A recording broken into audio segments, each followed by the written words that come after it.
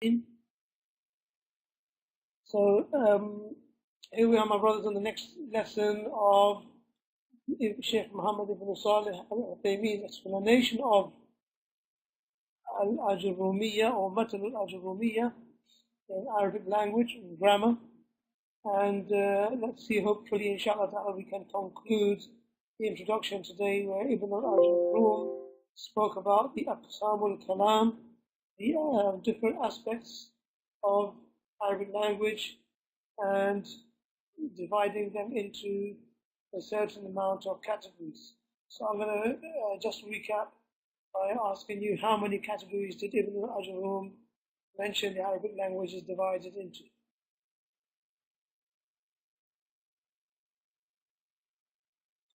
Which one? 4 or 3? Imran or Nihan? 1, 3. What were they, my brothers? Thank you, Sohail.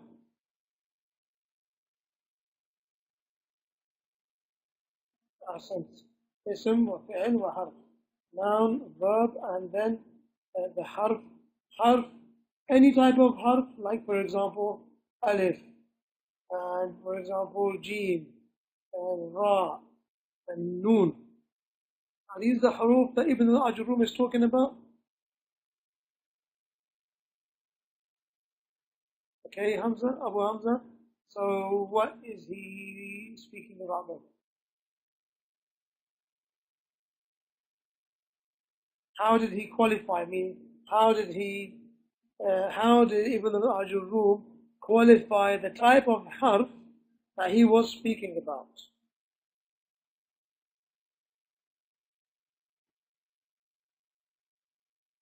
How did he manage to exclude the letters of the alphabet from the meaning of the third category of the Arabic language, when he said that the harf is a part of the language?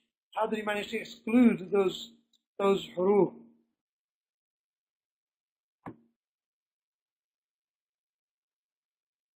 Anyone know? No, that's not what I'm talking about right now, Brother Sajid. What I'm talking about now is Ibn al-Ajurrum said the third category of the Arabic language is harf. First is ism, then is fi'l, then is harf. Okay. That's correct. He said harfun ja'a li ma'na, a harf which had a meaning contained in it. That's what the actual issue was. That's what it was. Harfun ja'a li ma'na.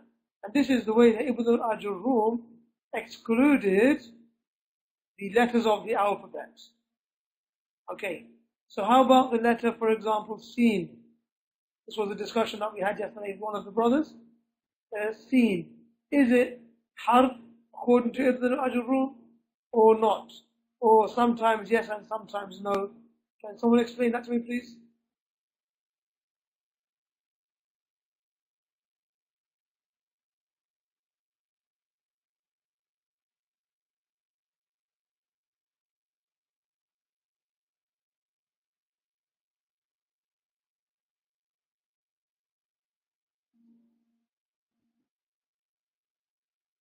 Okay.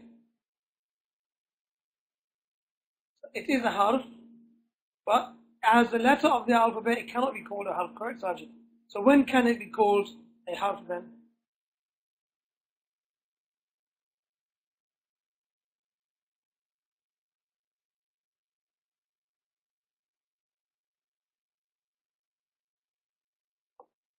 Brothers, when can it be called a harf?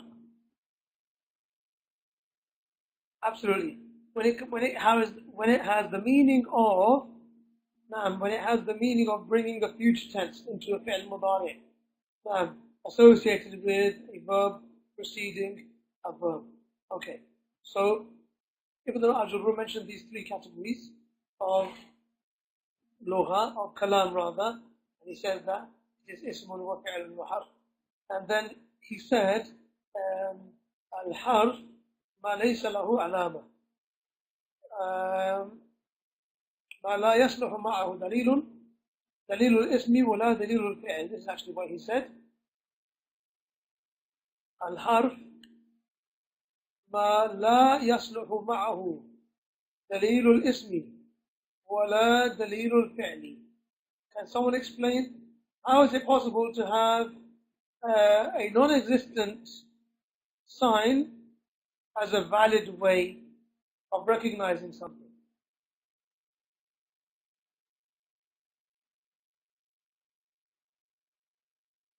If somebody wants to put their hand up and explain, they are more than welcome. We'll give you the mic, inshallah.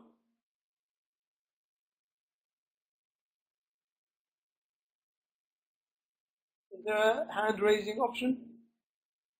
The question is, how is it logically possible to give something a sign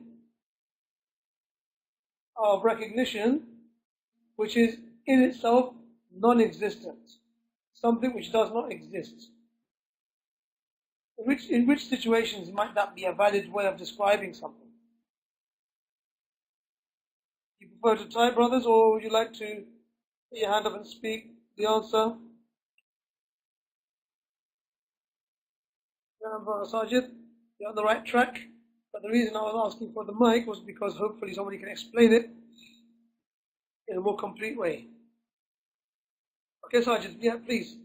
Have you got a mic, Sajid?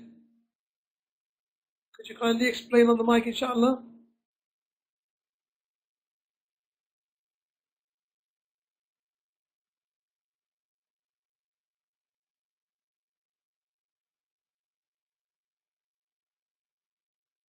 Okay,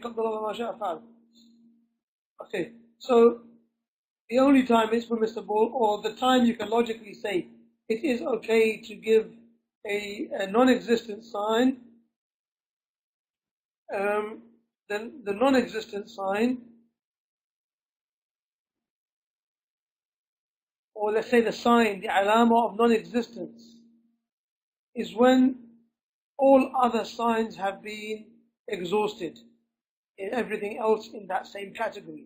Okay, Ibn al-Aajrummiyyah said that Arabic language, or the Nahu, or rather al-Kalam, is in three categories. And he said the ism, the fi'l, and the harf. The ism has such and such are signs. The tanween, the alif al-lam, harf al-khaf, and the khaf itself. And he said that the fi'l has the other signs, qad, seen, sofa, and what's the other one? Ta, at-ta'need, as-sakina. Okay, so he exhausted all of the signs for the previous two categories. So what's left is the harf. Ibn al-Aajrummiyyah said, because the harf is the only thing left, we can safely say that if something does not fit the signs or the category of ism, and it does not fit the category of fi'l, because it does not accept any of those signs, we can safely say, logically, that it is a harf. Ibn Uthaymeen rahimahullah, he says that, and this is something which is not illogical. So for example, you have the letter Jim, Ha, Kha. Okay? They all look the same, meaning in the way that they are formed. They all look like this, except one of them has a dot at that place where I'm placing it now, and the other letter has a dot where I'm placing it now. Okay, moving. Alright, where I'm placing it now. And whereas, so this is the Jim, so this is the shape of the letter. And it's a Jim when there is a dot in this position. And it's a Kha when there is a dot in this position. And it's a Ha when there is neither a dot in either of those two positions. So therefore the sign, what is the sign? What is the sign that we gave to Ha? The sign that we gave to Ha is, are you sure?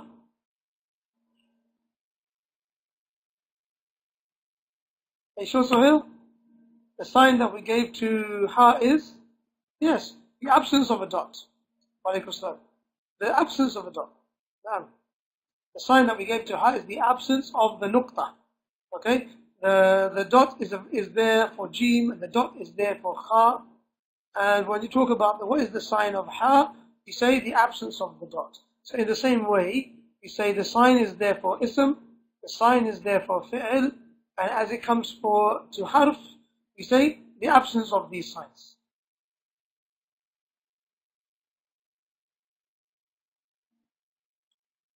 Okay. Khair inshallah. Shaykh Uthaymeen rahimahullah, he now would like to summarize everything that has been discussed so far. And he said over here,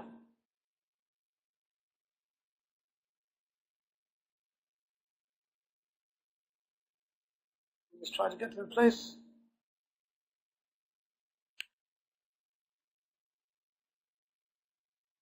Now, so the Shaykh says, فَخُلَاسَةُ الْبَابِ. So in summary, this chapter that we have been studying over the last 8 or 9 lessons, the Shaykh is going to summarize it now. He says, firstly, أولا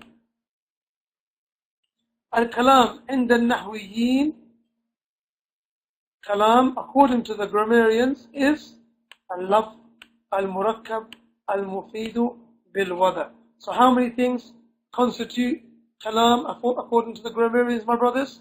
How many things are they? Now, there are 4 things. Jazakallah khair. Lafz, that means something which is spoken on the tongue, not written and not body language. Al-murakkab, meaning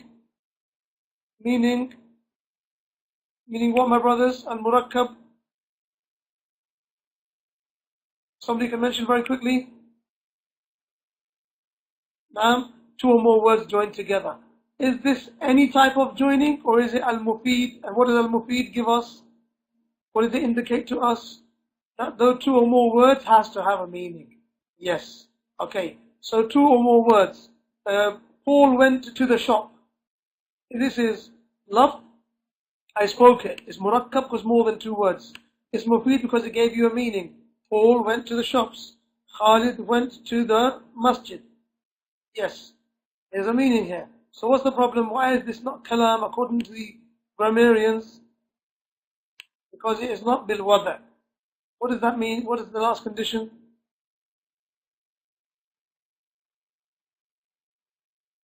Is it intention?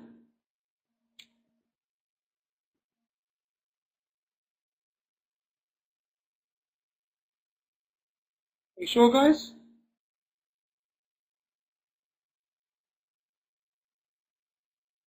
What's the meaning of bil wad'i?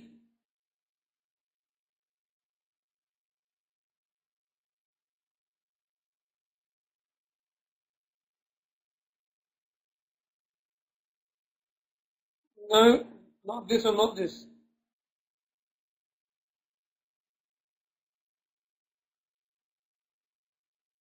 Come on, my brothers. No. That won't give you what you need.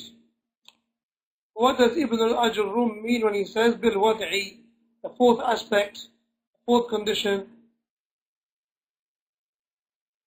Quite simply, in the Arabic language, bil wad' meaning ma wada'ahu al-Arab.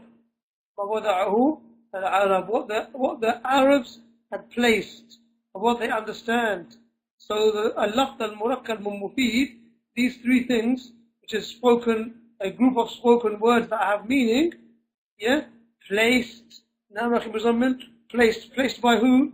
Placed where? Placed in the Arabic language by the Arabs. By the Arabs. Okay. The question. Secondly, that's the first thing. Secondly, Shaykh Uthaymeen, rahimahullah, in summary. Okay, brothers, we're trying to be swift here so we can conclude the introduction, because the interesting part will be, most interesting is when we start the i'rab coming up next, inshallah, in the next lesson, inshallah ta'ala. So let's try to conclude this. I want you on your keyboard ready to answer questions so we can summarize the chapter. So, ثانيا, أولا, firstly, he said that kalam has got these 4 aspects. Lafz, murakkab, mufid, bil wada.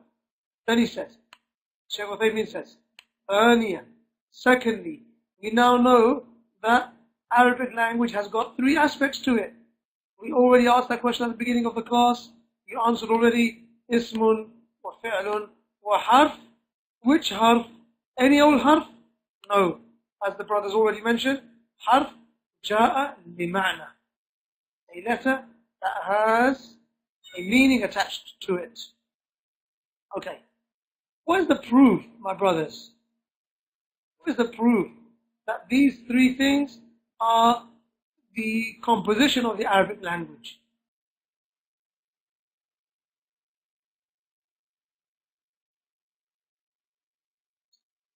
Okay. Okay. That's I think the best answer from Nihal, Sajid and Muzammil is to say, the close analysis and usage of the arrows, meaning that they're, as you brothers mentioned, the experience and the research and the in-depth analysis of the Arabic language gave them this conclusion. It doesn't require a proof from the Sharia per se, but how can they say quite comfortably that there is nothing beyond these three aspects in Arabic language? They can say quite comfortably because they are the ones that access to this language, they research this language, they analyze the language in every depth that they could possibly analyze it. And this is what is known in the Arabic language as at-tatabbu' wal-istiqra'. Okay? Tatabbu' means to follow things up. Istiqra' means to widely encompass things. So they looked into the Arabic language in every aspect as far and deep as they could, and they found that everything that we're finding in the Arabic language, either it's an ism, either it's a fi'l, either it's a harf. Okay, my brothers? Now, my brothers, while I'm talking, okay, Imran has the audio cut off. How about the rest of the brothers? Can the rest of you hear me? Give me a 1, please, if you can hear me. Okay, good. So I'm hearing. The sound is there, my brother. So you have to possibly check your internet connection or something like that. Now, I would like you all to have your fingers on your keyboards, because while I'm speaking, I want you to be filling in the gaps. I want you to be typing simultaneously. I want you to preempt what I'm about to say. Because everything that we're doing today, we have already done it. Shaykh ibn Uthaymeen rahimahullah is summarizing the whole chapter. So I want you to be able to preempt what I'm about to say, as that shows that you are following closely what I'm saying, and that way we know that you're understanding it.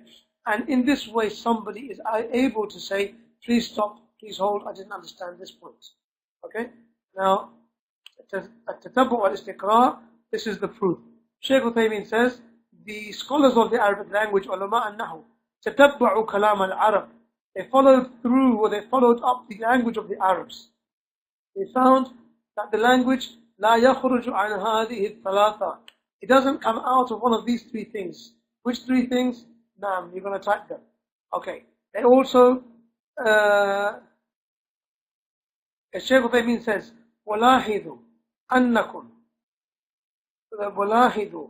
Thank you, أخي مسمد. ولاحظوا أنكم لو ذهبتم لقراءة تراجم علماء اللغة وما لاقوه من العناء والتعب لتتبع البدوي الرحل لعلهم يجدون كلمة واحدة من الكلمات العربية قبل أن تتغير الألسنة أهل المدن، لأن أهل المدن اختلطوا بالقوم الذين فتحت بلادهم فتغير اللسان وصارت اللغة العربية لا توجد إلا في بطون الأودية ومنابت الشجر. Shaykh Uthaymeen is saying, if you were to notice or pay attention, he says, if you were to read the biographies of the scholars of the Arabic language and what they faced of difficulty and hardship in chasing up the Bedouin Arabs who were traveling around, the nomads, trying to find one word from Arabic language, hoping that they would catch the Arabs before their tongue would be changed and affected by the city life and city people. Shaykh says this is what you're going to find. If you look into the biographies of the scholars of the language, you will find that they travelled and they sought after, with, as he says, with a great ana and tab, with great difficulty and great hardship, they tried to follow up the Bedouin Arabs, the travellers, the nomads, in order to learn their language before their language was going to be changed by Ahlul Mudun, by the people of the city of cities. No, absolutely sahih. So لأن أهل المدن, because the people of the cities اختلطوا بالقوم, they began to mix with the people from the countryside. الذين فتحت بلادهم, whose lands had become open, meaning had become Islam had begun to spread therein. فَتَغَيَّرَ اللِّسَانِ, obviously the tongue began to be affected, began to change. وَصَارَتِ اللُّغَةِ الْعَرَبِيَّةِ, and Arabic language became nowhere to be found. لَا تُوجَدْ إِلَّا فِي بُطُونِ الْأَوْدِيَةِ, except in the bellies of the valleys, and وَمَنَابِتِ الشَّجَرِ, and the faraway trees, under the shade of trees, far away, meaning away from the main cities. That term there, في بطون الأودية ومنابت الشجر, Shaykh Uthaymeen rahimahullah, doesn't mean lost. It means that Arabic language was only found in those faraway places, in the valleys and in the trees, meaning where you find the nomadic travelers, the Arab Bedouins, to be living, those that had not yet mixed with the people of the cities and had their tongue, had the Arabic language affected. So they were being sought after in order to protect the language and to note it down, in order to know the meanings of the words of the Arabic language, the words of the Quran. Okay. فَصَارَ عُلَمَاءُ اللُّغَةِ, the Arabic language scholars, يَذْهَبُونَ كُلَّ مَذْهَبٍ فِي الْبَرَارِ, they would go in every direction on land. يَطْلُبُونَ أَعْرَابِيًّا, seeking out one Bedouin, يُخْبِرُهُمْ, who would be able to inform them, بِكَلِمَةٍ وَاحِدَةٍ, of just one word. مِنْ أَجْلِ أَنْ, so that they would be able to يُثْبِتُوهَا, so that they would be able to establish that this is actually an Arabic word, and that they would write it down. Then they would write it down and authenticate that this is an Arabic word because I heard such and such a person saying it. وَلِهَذَا نَقُولُ, for this reason, Shaykh Uthaymeen says, for this reason we say, إِنَّ الْعُلَمَاءَ, the scholars, تَتَبَّعُوا وَاسْتَقْرَأُوا, they followed up and they excessively and extensively searched. فَلَمْ يَجِدُوا كَلَامَ الْعَرَبِ, and they did not find except that the words, the language of the Arabs, يَخْرُجُ عَنْ هَذِهِ الْأَقْسَامِ الثَّلَاثَةِ, that they did not find the speech of the Arabs being at a distance from these three categories. This is the point that the Shaykh is trying to prove. Okay, they're trying to explain rather. Is that clear, my brothers, that last part? A quick yes, yes, yes. Okay, alhamdulillah. Okay, my brothers, let me quickly ask you a question. What are the signs of the ism? Because then the Shaykh continues with his summary and he says, Alamat al-ismi arba'a. Ahsant Sajid.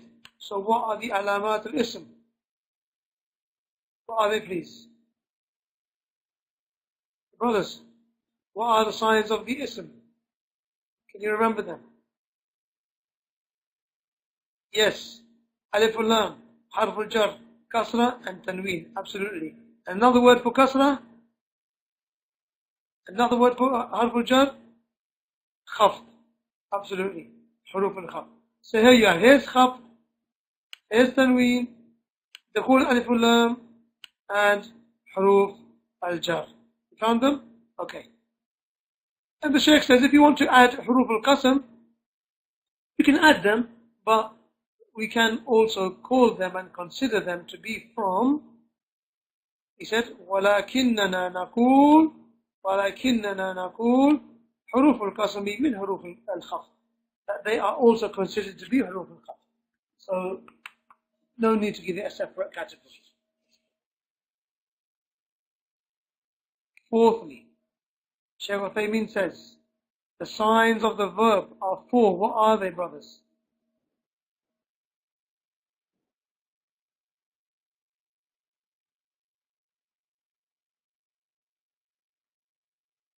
No problem. Absolutely. Naam ahsan Suhail. Well done. Which ta'at are you speaking about? Suhail, which ta'anith are we speaking about? The one that is sakina. Well done. So, what type of a word are you going to find the ta'anith that is not sakina? That is mutaharrika. What type of a word, for example?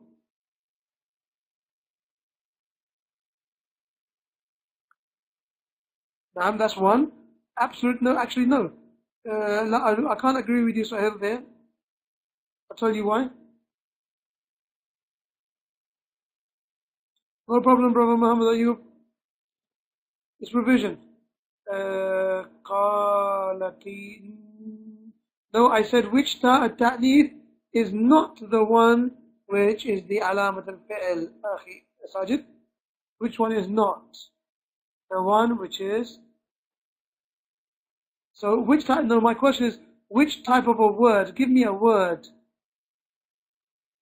Give me a word that has a ta'nith which is not sakina. Yes, Muhsin. For example, waraqah. Waraqatun.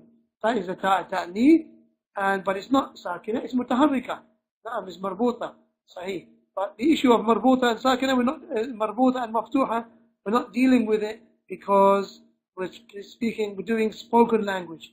Spoken language, Brother Nihal, will not recognize the difference of marbuta and maftuha. This is why they gave that distinction of sukoon and ghair sakin. As for bait, being an example, my brother, let me go back to see who it was, Suhail. The ta at the end of bait, yes, it is mutaharrika, it's not sakina. But actually, it is not mu'annath, it's not ta'nith. That ta is from the main part of the word. And you're right, Shaykh gave it as an example yesterday, and I happened to skip over it. We didn't mention it. It was one of the examples he gave. He said baytun, this ta over here. This will go against Nihal's argument, you see, about marbuta and maftuha. Bayt is maftuha. What's the issue? It is not sakina, it's mutaharrika. And it is not ta'neeth. It is a main part of the word. Okay, so here we are. Alamatul fi'l arba'a. What are they? What are the alamatul arba'a lil fi'l? Alamatul fi'l arba'a. What are these alamat, my brothers? Could you please tag them up? Quicker than that, please. Naam, let's get through this. Time is almost up. We've got minutes left. Seconds, rather. Seen, sofa, qad, la, naam, ta'tani, sakina, absolutely. Those are the four signs. Okay. Shaykh gives some questions. The questions, we've been over them a number of times. I think we're quite comfortable with them. So I will just finish. I'll go over time. And I will finish with this story that Shaykh mentions about Al-Hajjaj ibn Yusuf al-Thaqafi. This man from the tribe of Thaqif, from Ta'if, this well-known harsh, hard tribe. Those people who troubled the Prophet ﷺ when he went to Ta'if to give da'wah. Okay. Shaykh Uthaymeen says, it has been mentioned about Al-Hajjaj ibn Yusuf al-Thaqafi that he was a man who was keen about the Arabic language. And he is the one that placed the end marks on the words of the Quran, who gave i'rab to the Quran. Okay. Once a Bedouin spoke in front of him, and he said a word which has the pattern of fu'latun. Fu'lah. This is a word pattern. For those of you who have studied a bit of Arabic, you know that the Arabic language contains word patterns.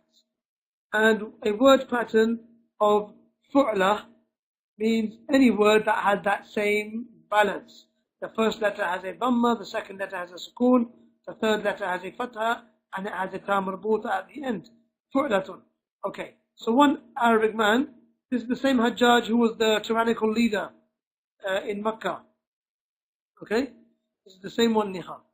So, Al-Hajjaj ibn Yusuf al-Thaqafi, some Arab Bedouin in front of him, in front of Al-Hajjaj, he spoke and he used the word fu'la. Al-Hajjaj says, there's nothing in the Arabic language that has this form. Fu'latun, there's nothing in the Arabic language that has this form. The Arab said, mawjudatun, there are words in the Arabic language that contain this balance or this form. So Al-Hajjaj says to him, go and bring me a witness from the Arabs, meaning from the Bedouins. Al-Akhah, meaning from the pure Arabs. And if you don't, وَإِلَّا ضَرَبْتُ عُنُقَكَ, and if you don't, I will strike your neck. This is Al-Hajjaj. Okay, that zalim. That zalim, that incidentally, the Sahaba did not take arms up against. And that zalim, that Hassan al-Basri, forbade the people from taking arms up against, despite his harshness and despite his terror and his tyranny. Okay, that's a separate subject and a separate topic, which I'm sure you'll be able to read about, inshallah, in the right places. Bi'idhnillahi ta'ala. Websites like, for example, spubs.com and other websites like that. He said, go and find me a word from the Arabs that have this same pattern, fu'latun, and if you don't, I'm gonna kill you. Simple. I'm gonna strike your neck. So this man, obviously, he went to the outskirts and to the bawadi, to the villages. Okay, and once while he was on his search, he heard a poem. He heard a poet saying the following lines of poetry. وربما تكره النفوس من الأمر له فرجة كحل العقال له فرجة كحل العقال فرجة. Look at that word, فرجة, and link it with this word. فرجة, and link it with the word which is in the story. فعلة. You see that? Has the same pattern. Furjatun, fu'latun. Okay, so he found that line of poetry. And as he found that line of poetry and heard it, another Shaykh, another old man, came to him and said to him, Inna al-Hajjaj mat. Hajjaj has died. Meaning, you don't have to worry about your search. So, this Bedouin, he says, Wallahi, ma farahi bimawtihi ashaddu min farahi bihadha al-bayt. He said, by Allah, my pleasure, my happiness about his death is not as much as my happiness of having found this line of poetry. Because he found a proof for a word that he had used. And this could be one of the, this word could be one of the meanings of his happiness.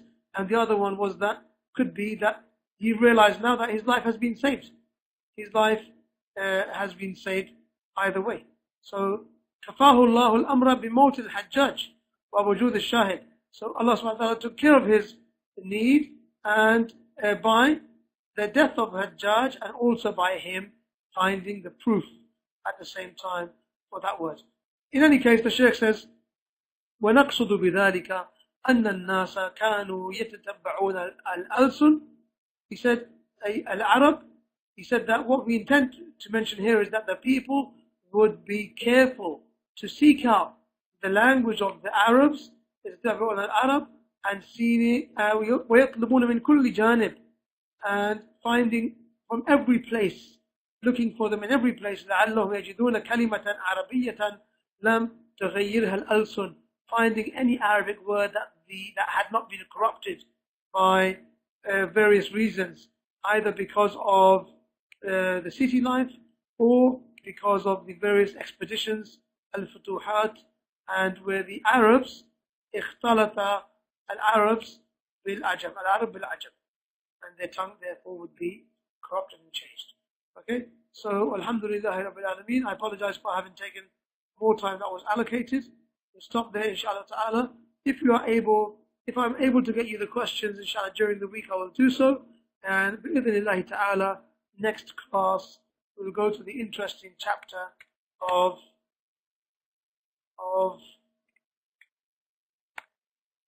Al-I'rab. Bab Al-I'rab. This, inshallah ta'ala, is something which is very exciting, and this is really where we are heading to, inshallah ta'ala, and something that you will enjoy greatly, bi'idhnillah. Alhamdulillah Rabbil Alameen, wa sallallahu wa sallam ala nabiyyina Muhammadin wa ala alihi wa sahbihi wa sallam. Assalamu alaikum wa rahmatullahi wa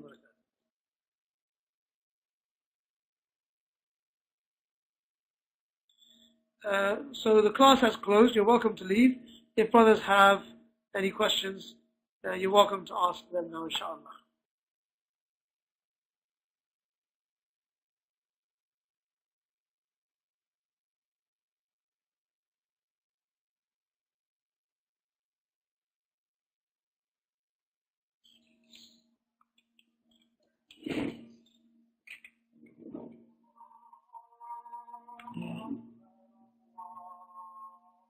What's the live adhan in Jeddah?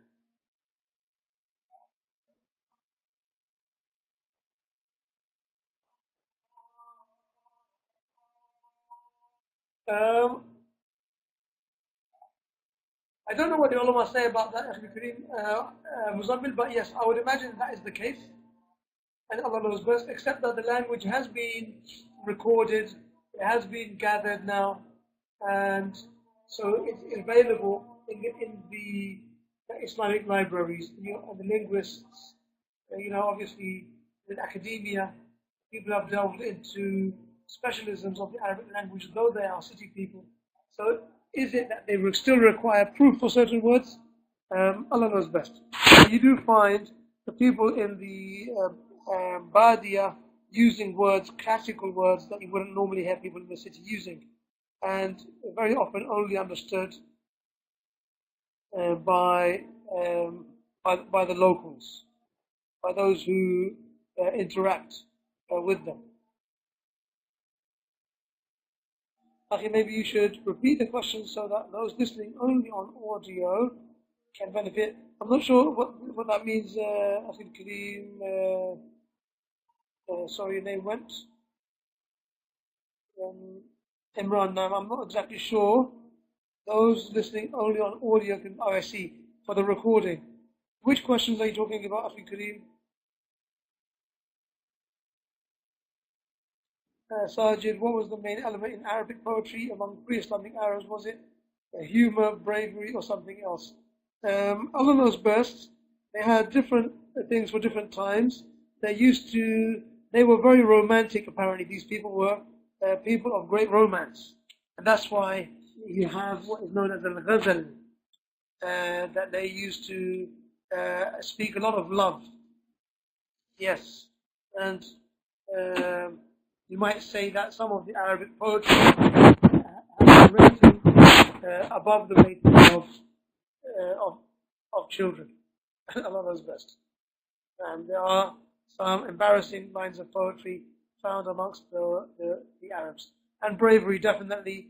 They also had an aspect of pride and self-esteem and tribalism, where they would be putting one tribe down over another.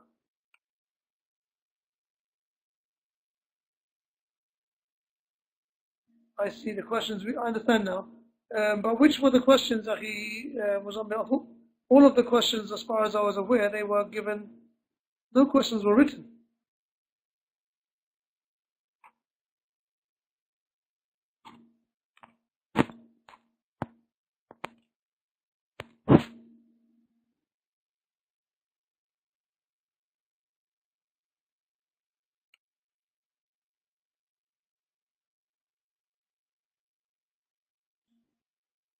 Naam, love stories, yes, Sahih. Oh, I see the questions you're asking. Sorry, I'll get you now. I see. Okay, listen. So what you're trying to say is that the system, no. The questions that you are asking in the chat, let me repeat the question, read the question out loud so they know what I'm actually answering, what we're discussing. Okay, so Muzammil asked, even in today's world, is it that Bedouins have the most pure form of Arabic? That was the question. And what I said, from my opinion, and Allah knows best, is that it could be the case that they do speak in a pure tongue, in a pure form, and they have words which are not common to that which is. Having said that, because of the spread of academia, you have people in city life specializing in the Arabic language and protecting it, and also it has been recorded in books, in Dawaween, which is known as books containing poetry. The Arabic language has pretty much been documented. And another brother asked a question that was the main what was the main element in Arabic poetry, pre-Islamic Arabs? Was it humor, bravery, or something else? And the something else was what we were talking about, and that was the issue of love, and rated above many children's ears. What else? Were there any other questions? Let's have a look. Brother asked, or commented, once I heard that all Arabic poetry used to start with some kind of love story. Yes, not necessarily all, but much of it, yeah. And also poetry of the Arabs was full of issues of bravery, also tribalism, and seeking pride from one tribe over another, and that is something which is negative, not positive. Now, ya ikhwan, it seems that we are done, and you are done with the questions. والحمد لله رب العالمين والسلام عليكم ورحمة الله وبركاته.